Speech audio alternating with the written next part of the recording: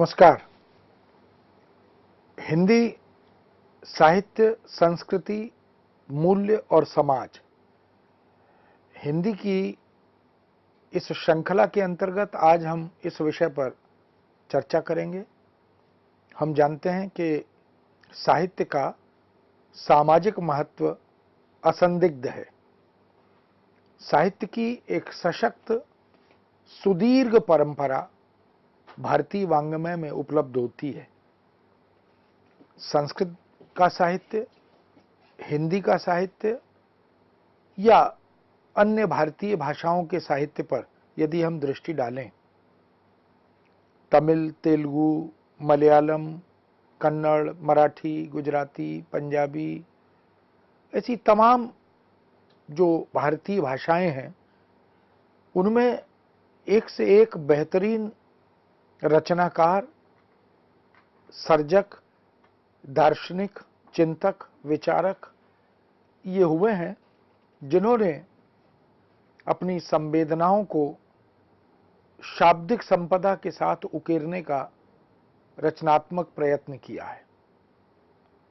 हम जानते हैं कि साहित्य समाज के उन पक्षों को उद्घाटित करता है जिनसे प्रेरणा मिले, जिनसे मार्गदर्शन हो, और जो हमारी पारंपरिक वैचारिकता है, विचार संपदा है, हमारे रीति रिवाज हैं, हमारी सांस्कृतिक विरासत है, उन सबको भी साहित्य अपने साथ लेकर आगे बढ़ता है। मूल्य, हम जानते हैं कि सुदीर्घ जीवन अनुभवों से निकले हुए निष्कर्ष मूल्य कहलाते हैं।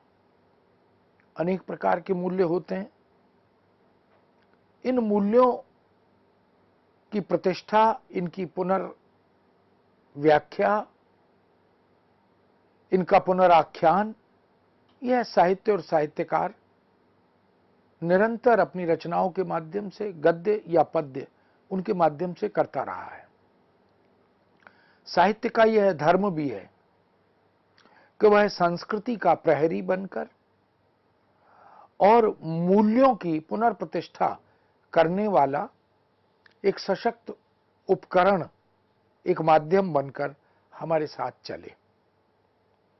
साहित्य और साहित्यकार इस बात का विशेष रूप से ध्यान रखते हैं कि वह समाज को जब प्रतिबिंबित करें तो विद्रूपताओं से वह अपने को विलग रखते हुए उन पक्षों को उद्घाटित करता है जिसमें प्रेरणा देने वाला उपदेश भी शामिल रहता है। इसलिए हमारे यहां तो कहा भी गया कि केवल मनोरंजन ही ना साहित्य का धर्म होना चाहिए, उसमें उचित उपदेश का भी मर्म होना चाहिए। तो औचित्य से परिपूर्ण उपदेश जो सामाजिक के लिए, राष्ट्र के लिए, राष्ट्रवासियों के लिए और पूरी वैश्विक संस्कृति के लिए वह मार्गदर्शक हो, प्रहरी हो और ज्ञानवर्धक भी हो। इसलिए जब हम साहित्य और मूल्यों के अंतर संबंधों पर विचार करते हैं तो हमें लगता है कि साहित्यकार अपने सुदीर्घ जीवन अनुभवों से जो अर्जित करता है, जो साहित्यिक विरासत और परंपरा से वह शिक्षा ग्रहण करता है, उसे वह मानव समुदाय के लिए अपनी रचनाओं के माध्यम से, अपनी संवेदनाओं के माध्यम से एक बेहतरीन अभिव्यक्ति कौशल के साथ प्रस्तुत करता चलता है। इसलिए हमारे यहाँ मौखिक साहित्य की परंपरा और लिखित साहित्य की परंपरा विद्यमान है।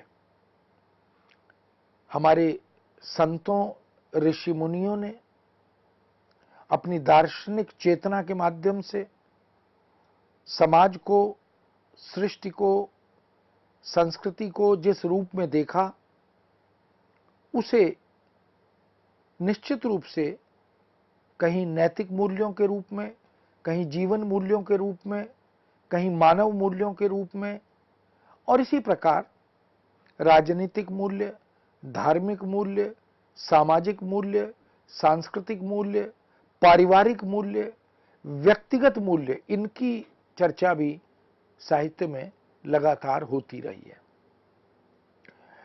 साहित्य और मूल्य के अंतर संबंध पर जब विचार करते हैं तो हमारे समक्ष यह स्पष्ट होता है कि मूल्य है क्या। यह जो अंग्रेजी में प्राइज शब्द है, उसके लिए भी मूल्य शब्द का प्रयोग किया जाता है, लेकिन यह कीमत नहीं है। मूल्य वस्तुतः वो माणिक्य है जो हमारे अग्रजों ने, हमारे पूर्वजों ने, हमारे चिंतकों, विचारकों ने उचित अनुचित का बोध कराने के लिए हमारे समक्ष स्थापित किए। डूज एंड डोंट्स के रूप में क्या करें, क्या न करें, क्या ग्राह्य है, क्या त्याज्य है, इन सब का बोध कराने के लिए जो निष्कर्ष हमारे समक्ष रखे, प्रस्तुत किए, स्थापित किए, उनको हम मूल्य के रूप में देखते हैं।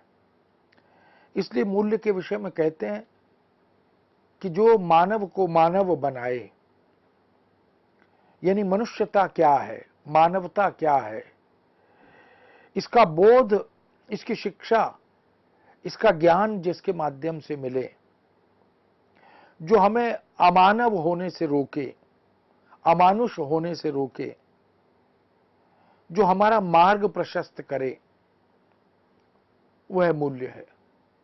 जो संस्कृति का परिरक्षण करे, सृजन करे, निर्माण करे और उसके विस्तार में सहायक हो, वह भी मूल्य है। संस्कृति को अपसंस्कृति से रोकने का काम करे, वह मूल्य है। जो सात्विक जीवन शैली, जीवन यापन की प्रेरणा दे, जो तमस से हमें दूर ले जाए, मुक्त कराए, वह सत्व, सात्विक तत्व को आत्मसात करने की शिक्षा दे, वह मूल्य है। जो समाज, परिवार और राष्ट्र को प्राण तत्व प्रदान करे, वह मूल्य है। अर्थात परिवार की एकता, सुख शांति, सद्भाव, यह भी जिसके माध्यम से बना रहे। बहुत से त्याग, बहुत सी साधना, बहुत सा स्नेह परिवार में होना चाहिए। इन सब बातों का संकेत जिनके माध्यम से होता है। समाज कैसा हो, सामाजिक व्यवस्था कैसी हो, समाज के नागरिक कैसे हों, सामाजिक नियमों का अनुपालन किस तरह किया जाए, हमारे संविधान का महत्व क्या है, राष्ट्रीयता की महिमा और महत्ता क्या है, इन सब की शिक्षा, इन सब का ज्ञान जिनके माध्यम से प्राप्त होता है, जिनसे समाज सशक्त होता है, परिवार प्रबल होता है, राष्ट्र उन्नत होता है, उन्नयन करता है, सशक्त होता है, वो सारे प्राण तत्व मूल्य के रूप में ही उपस्थित होते हैं, जो जीवन में आस्था का दीप प्रज्वलित करे, हताशा से, निराशा से बाहर निकाले, जो धैर्य धारण करने की शक्ति दे, जो समसामयिक स्थितियों का सामना करने का साहस दे। इसीलिए अनेक कवियों ने इस प्रकार के मूल्यों की स्थापना की है। रहीमन चुप है बैठिए, देख दिनन को फेर, जब नीके दिन आएंगे, बनत न लगी है देर। तो हमें अनेक बार विपरीत परिस्थितियों में हताशा, निराशा का सामना करना पड़ता है। हमारे साहित्य और साहित्यकारों ने हमें हिम्मत बंधवाई, साहस दिया और समझाया कि जीवन में सुख और दुख, अनुकूलता और प्रतिकूलता यह रहती है। प्रतिकूल या विपरीत स्थिति में हमें अपना धैर्य नहीं छोड़ना चाहिए। हम अपना कर्तव्य करें, कर्म करें, साधना करें और उसका प्रतिफल समय आने पर निश्चित मिलता है। इन सब बिंदुओं को हमारे रचनाकारों ने, साहित्यकारों ने कहीं कहानी के माध्यम से, कहीं नाटकों के माध्यम से, कहीं औपन्यासिक रचनाओं के माध्यम से, कहीं निबंधों के माध्यम से और कहीं कविता के माध्यम से इन सब मूल्यों की पुनर्व्याख्या, पुनराख्यान समय समय पर किया है। इसलिए उचित और अनुचित इसका बोध, एक विवेक प्रदान करने का कार्य, विवेक जो हमें औचित्य के चयन की प्रेरणा देता है, यह सब कुछ मूल्यों से ही प्राप्त होता है, जो यह बताएं कि हमें किस स्थिति में क्या व्यवहार, क्या आचरण करना है, क्या व्यवहार, क्या आचरण नहीं करना है, जो हमारे आत्मिक और आंतरिक उन्नयन की प्रेरणा दे, जो हमें उत्थान और उत्कर्ष के लिए प्रेरित करे, मार्ग प्रशस्त करे, जो हमें उदात्त तत्व से जोड़े, वो मूल्य है। मेरे तेरे से, निजी स्वार्थों से, लोभ और लालच से जो हमें मुक्त प्राप्त करने का मार्ग दिखाए, जो लोक कल्याण, जनहित, परहित, सर्वहित, राष्ट्रहित इसके भाव का संचरण करे, वह मूल्य है। जो ज्ञान, भक्ति और कर्म का संगम कराए, जो यह बताए कि ज्ञान की रचनात्मकता, भक्ति की शक्ति और कर्म का संकल्प, ये तीनों जीवन में सफलता के लिए अत्यंत आवश्यक हैं।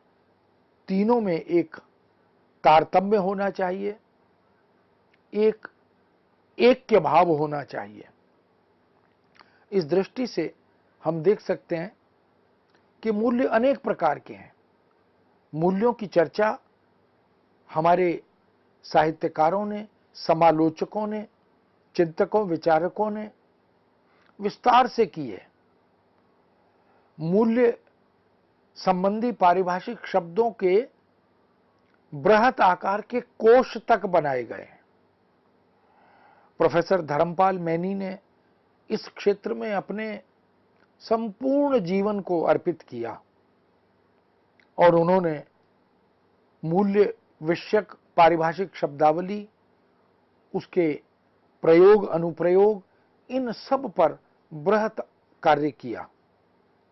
ऐसे वैयक्तिक मूल्यों की चर्चा करते हुए उन्होंने आत्मबल, आत्मविश्वास, स्वाभिमान, निर्भीकता, आत्मनिर्भरता, संतोष, धैर्य, संकल्प, सहृदयता, ऐसे अनेक मूल्यों की चर्चा की है।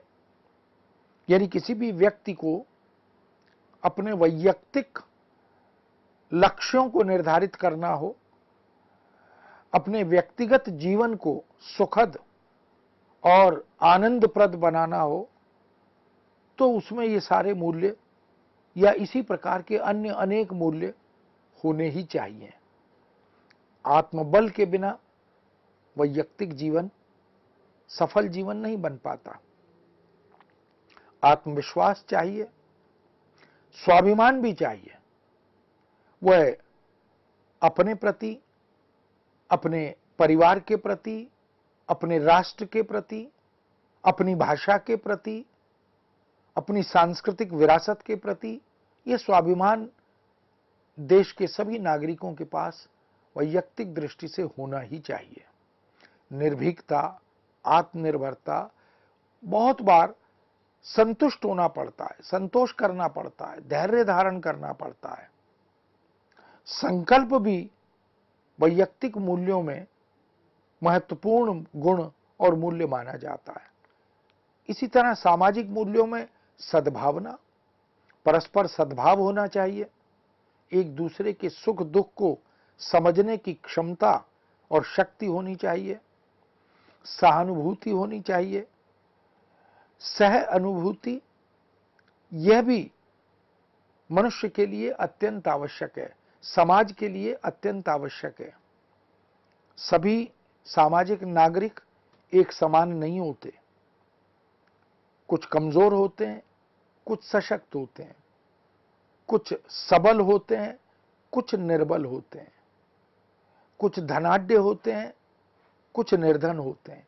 इन सब में सद्भाव, इन सब में सहानुभूति का भाव, इन सब में सहयोग की भावना होनी चाहिए। मानवीयता का तत्व सभी के पास होना चाहिए, क्योंकि यदि मनुष्य मानवता को आत्मसात करता है तो वह फिर मनुष्य में भेद नहीं करता। ऐसे ही धार्मिक मूल्यों की चर्चा भी की गई, अपने आराध्य के प्रति, अपने इष्ट के प्रति, अपने ईश्वर के प्रति भक्तिभाव, उसके नाम का स्मरण, उसका कीर्तन, उसके प्रति प्रार्थना का भाव। नवदा भक्ति के अंतर्गत इन सब की चर्चा विस्तार से की गई है। सबके धार्मिक भावनाओं का सम्मान, ये सब चर्चा की गई है। नैतिक मूल्यों में कर्तव्य पालन, यह नैतिकता की शिक्षा हमें दी गई कि हमें जो धर्म, जो दायित्व, जो कर्तव्य दिए गए हैं, पारिवारिक, वैयक्तिक, सामाजिक, राष्ट्रीय, सांस्कृतिक, उन सब का पालन निष्ठा से, ईमानदारी से, समर्पित भाव से करना ही चाहिए। त्याग की भावना भी होनी चाहिए, क्योंकि त्याग मनुष्य को उदात्त बनाता है। लोभ हमें संकट में डालता है, लेकिन त्याग हमें परिष्कृत करता है। बलिदान की भावना, परोपकार की भावना, सेवा की भावना, सदाचार की भावना, एक दूसरे के प्रति शिष्ट व्यवहार की भावना, सत्य, निष्ठा, व्यवस्था के प्रति सम्मान। असंतोष जीवन में बहुत अधिक होना नहीं चाहिए। अपने लक्ष्य और दायित्व के निर्वाह के लिए आगे बढ़ने के प्रति यदि असंतोष है तो वह स्वीकार्य है। हमें जो लक्ष्य निर्धारित किया वहां तक पहुंचने के लिए छटपटाहट है, बेचैनी है, हम उसके लिए कर्म कर रहे हैं, साधना कर रहे हैं, वह ठीक है।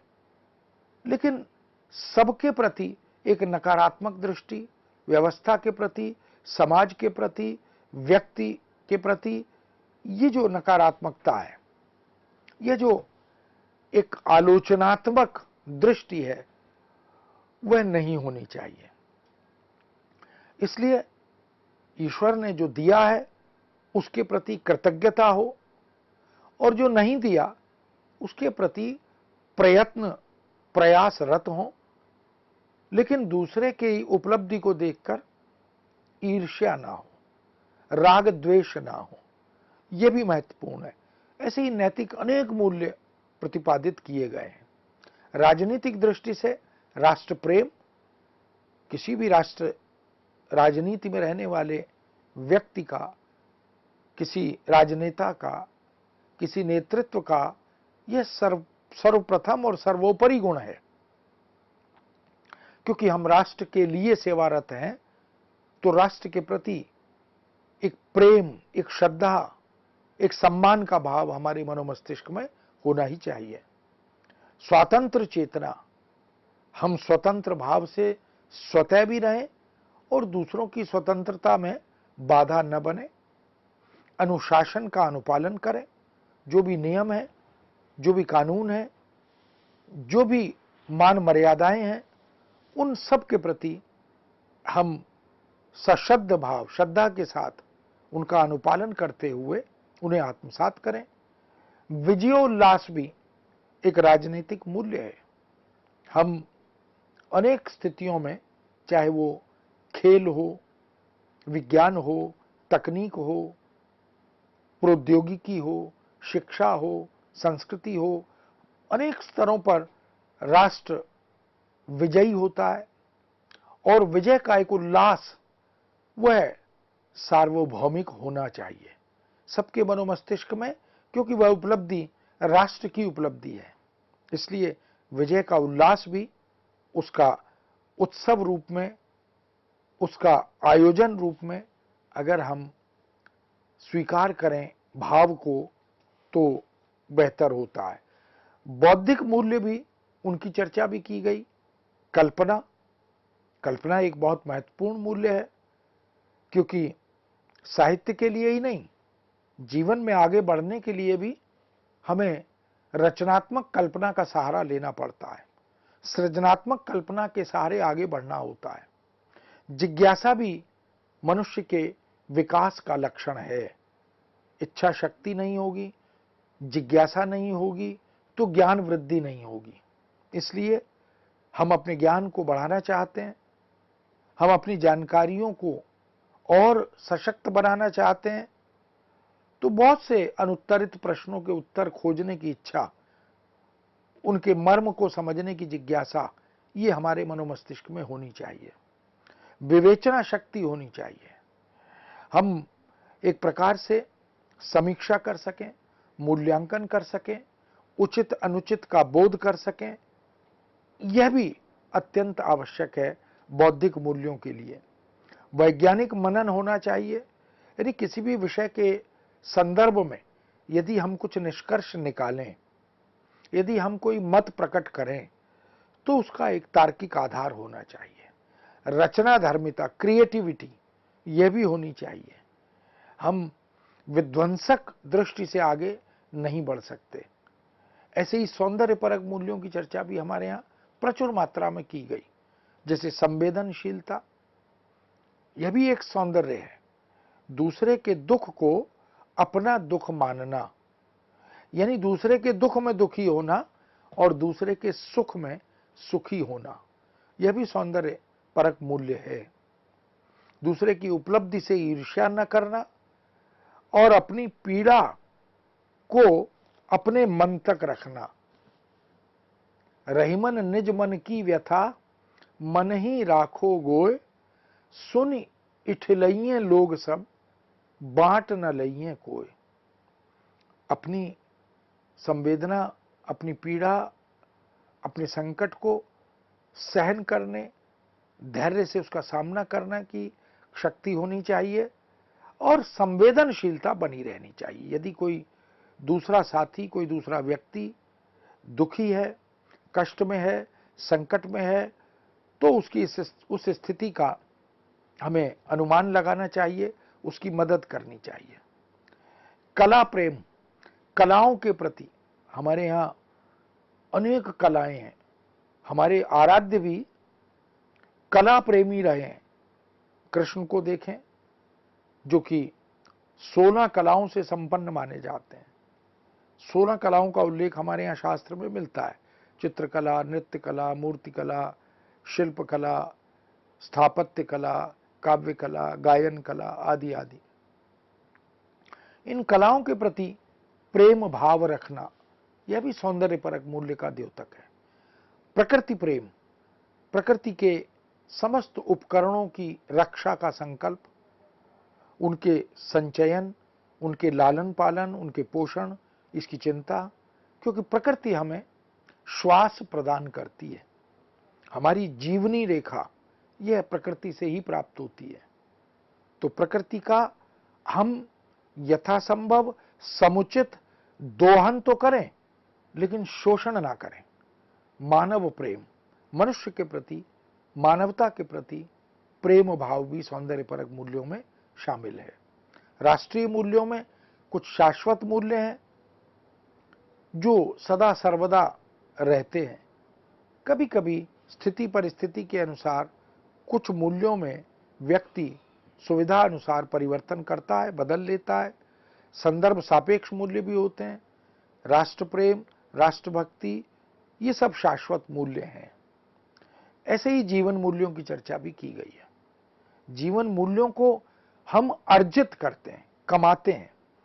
हम अपने अग्रजों को, अपने पूर्वजों को, अपने गुरुजनों को, इन सबको देखकर, अपने माता पिता से, उनके आचरण और व्यवहार से बहुत से जीवन मूल्य हम अर्जित करते हैं।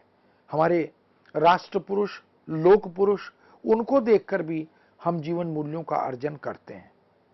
जीवन मूल्यों का विकास भी हम इसी दृष्टि से करते हैं क्योंकि हम दूसरों की सफल जीवन शैली से प्रेरणा ग्रहण करते हैं।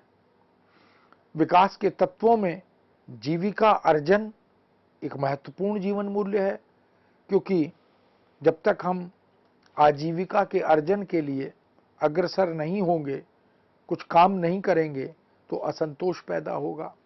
इसलिए भूख, प्यास, निद्रा, धनेच्छा, शिक्षा, मान मर्यादा, ये सब भी जीवन मूल्य हैं। इन सब की पूर्ति यह मनुष्य को करनी ही होती है, उसके लिए श्रम साधना करनी होती है।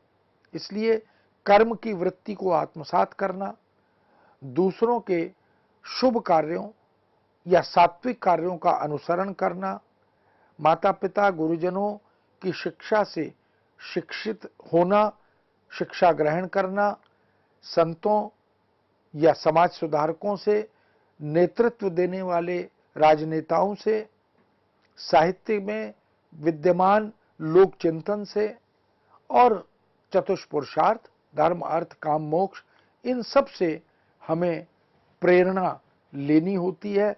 यही हमारे जीवन के तमाम मूल्यों का मार्ग प्रशस्त करते हैं, हमें उनसे सशक्त बनाते हैं। मित्रों, इस विषय को यहां विराम देते हुए आपसे अनुमति चाहते हैं, पुनः आपके समक्ष उपस्थित होंगे। आज्ञा दीजिए। नमस्कार।